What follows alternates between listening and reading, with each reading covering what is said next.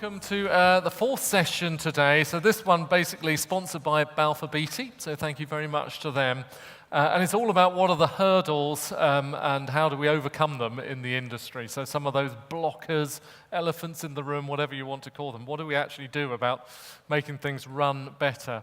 And we've got 5 great panelists for you, all going to tell you their thoughts and ideas and give them themes, and then afterwards we're going to have a quick roundtable discussion. We've got microphones roaming around, so if you've got questions you'd like to ask, please do. I'll just explain who everyone is first of all, and then we'll call them up one by one. So we've got Chris Jackson, who's a partner at Burgess Salmon, Simon Ellison, who's Highways Director at Costain, Dave Wright, Executive Director, Kier Highways, Keith Waller, Senior Advisor, Infrastructure and Projects Authority, and Dr. Phil Coker, who's Lecturer in Renewable Energy at the School of the Built Environment at the University of Reading. So please give them a warm hand. Chris, you have the joy of kicking us off. Thank you very much, Richard. Good afternoon. And a subject that often comes up when talking about blockers or difficulties is public procurement. Now, from our point of view, we often see it as advisors, not only in transport, but across a number of different sectors. But we also regularly have to bid on contracts to provide legal services. So this isn't a question where you're just getting the lawyer talking about it from a discipline point of view. We feel your pain, and we go through it also. We have to do the tenders and the panels and so on.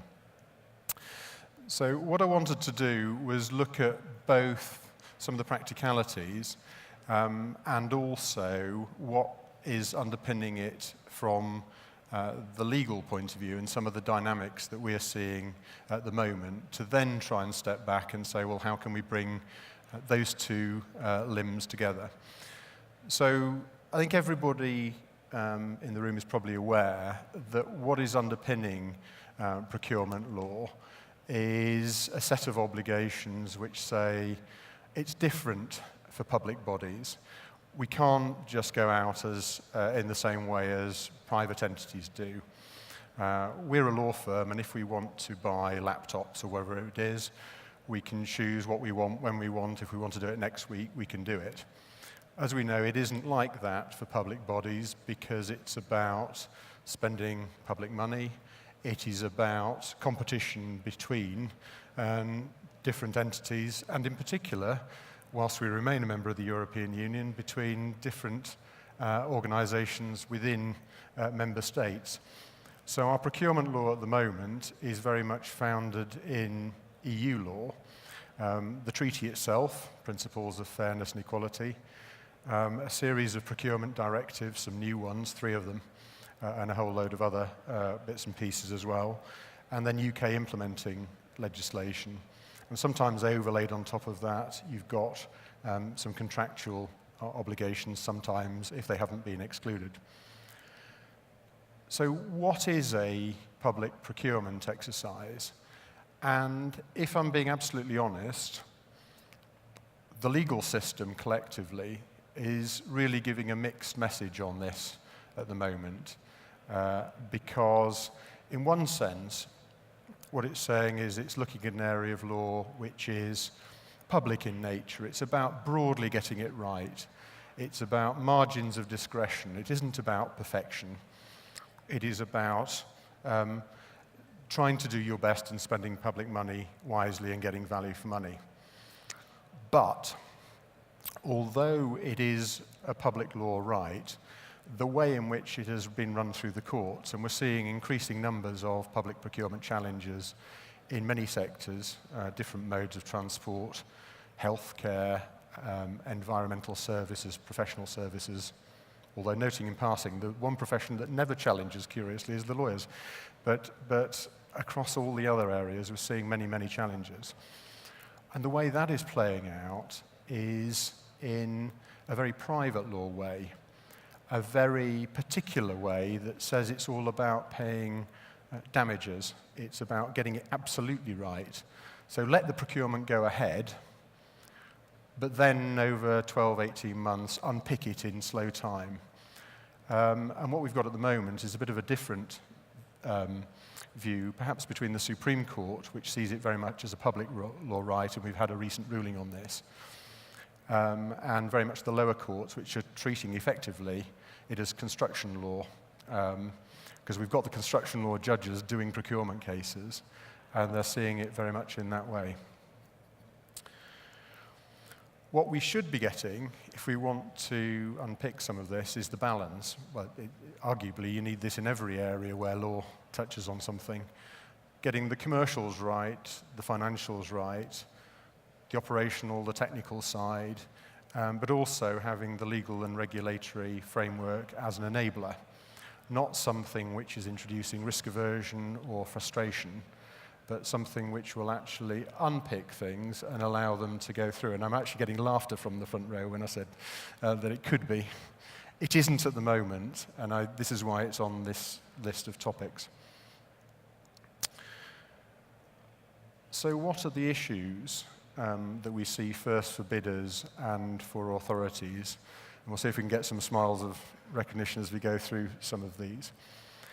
So there are, I should say, before we go into these issues, some very good examples of procurement practice. And to be fair, for example, I am going to pick out Highways England for some of the stuff they do. In other contracts that we bid for, you sometimes see things that are imposed from technology contracts or construction contracts and applied to professional services. Where you see it done well, you'll get maybe a case study saying, actually, how would you run this as a matter of legal input to a major project? Work through your case study. How would you work up your project budget? How would you do the proper construction of reporting and so on? So it can be done well. And as I say, to fair to Highways England, they are amongst some of the best on doing some of this stuff. Certainly from what we see. But you also get procurements across a range of fields which will bolt on a construction bit into a technology contract or a technology requirement into a professional services contract. So people get frustrated with that. Three linked themes, really. I've heard framework sometimes described as all frame and no work. And the old thing where you work to get on a panel and you sit there and you wait for the phone to ring, and then before you know where you are, hello, you're back to panel review again. Worse, to get on the panel, you may have had to resource up to boost the amount of delivery that you've got, and that you bid against a particular delivery time level, and then another approval comes in, and an approval or a sub-approval.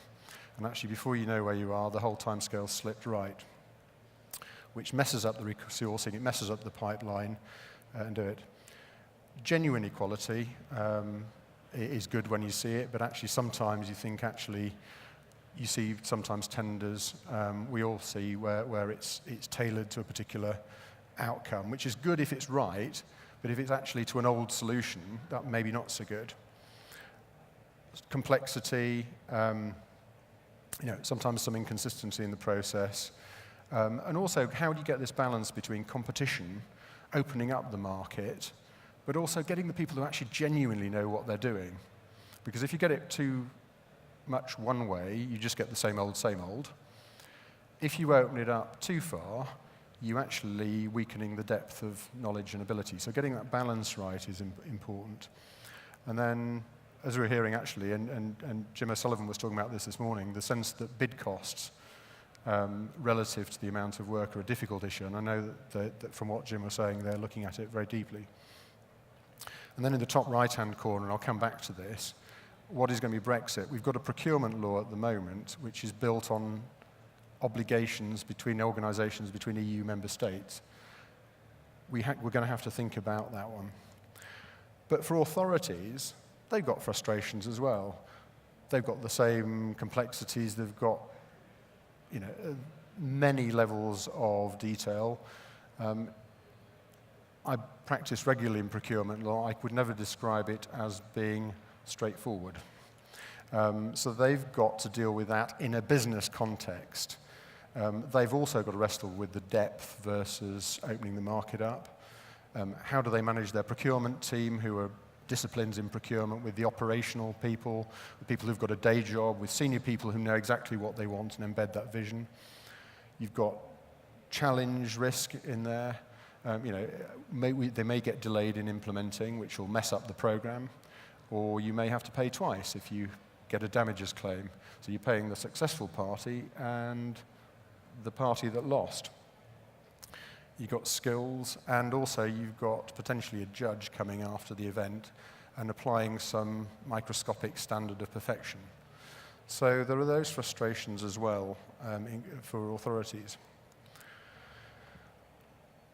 So what happens when it goes well?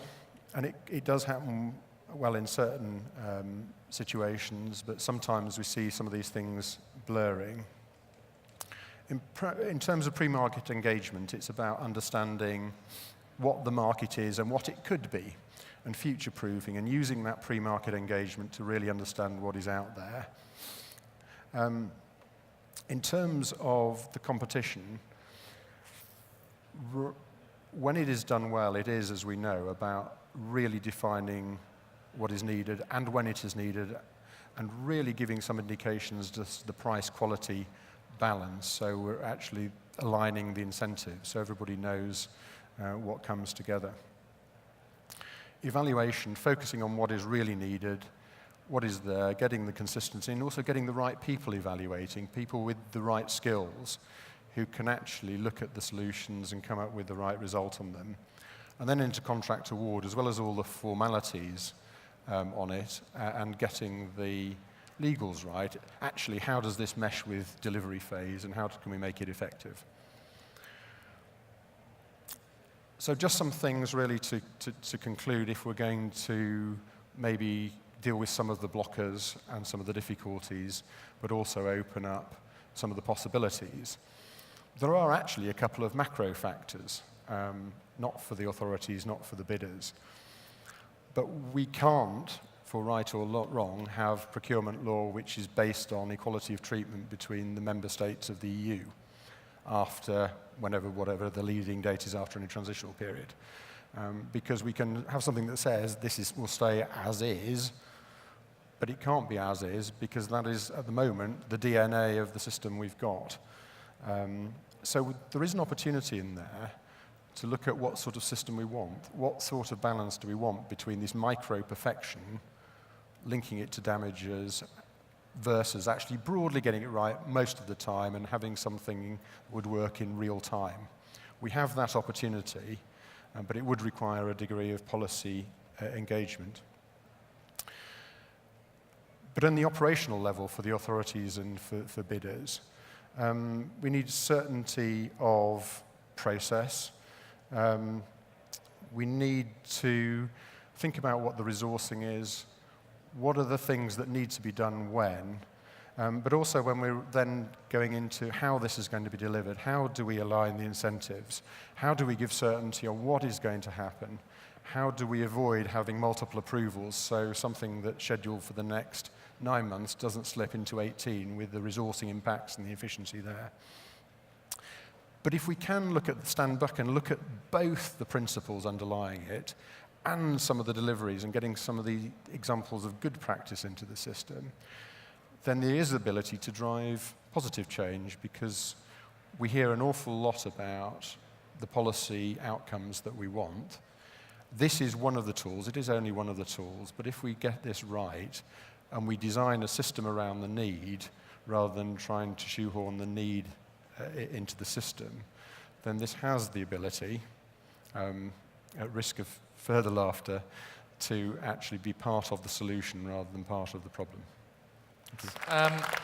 It's interesting. We had Councillor Martin Tett on earlier, and he was not happy about the procurement process at all. Right. How long it takes, how much it costs them, and how so often you just lose out anyway. And so he was furious and really wanted some change in it. Okay.